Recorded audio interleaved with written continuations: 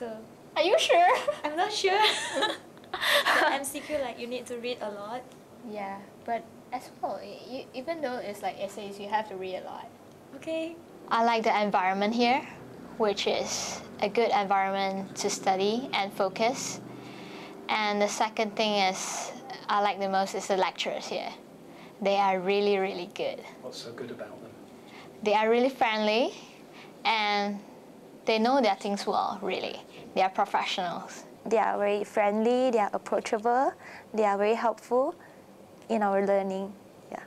It really is much more personal, and the lecturers are much more approachable. It's much easier to just quickly go and ask a question, and even through the lecture itself, it doesn't feel like somebody just talking to you.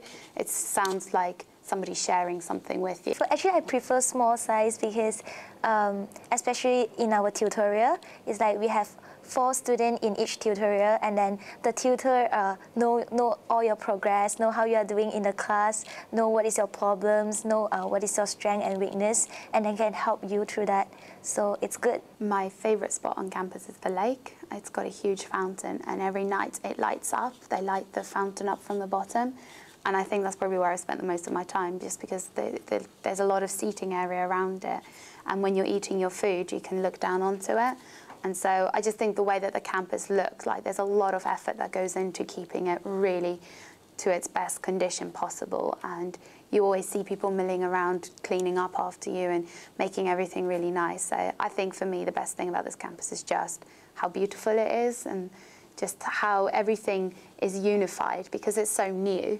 The buildings are all, they've got the same theme running through them. It's not that you've got one style building right next to another one, which is from a completely different era. Everything is really new and really clean, and it makes the environment a really nice one to work in. Yeah, no, I'd say the staff were definitely just as good as the lecturers we have in the UK. They're really helpful within lectures and sort of providing supplementary material and telling you what you need to get done and how to help you achieve the best grades that you can. When we had our practical, we had a lot of materials made available to us, which in the UK we wouldn't have been able to because there's not enough to go around, and so it would give certain people an unfair advantage. But here we were, all the materials were made open for us. We could use the Wisconsin card sorting task, and we could use all these materials that you normally wouldn't have had access to this early on in your degree. Oh, I've got Dingy Foundation Scholarship for all 3 years of the psychology course. It's a 50% scholarship, yeah.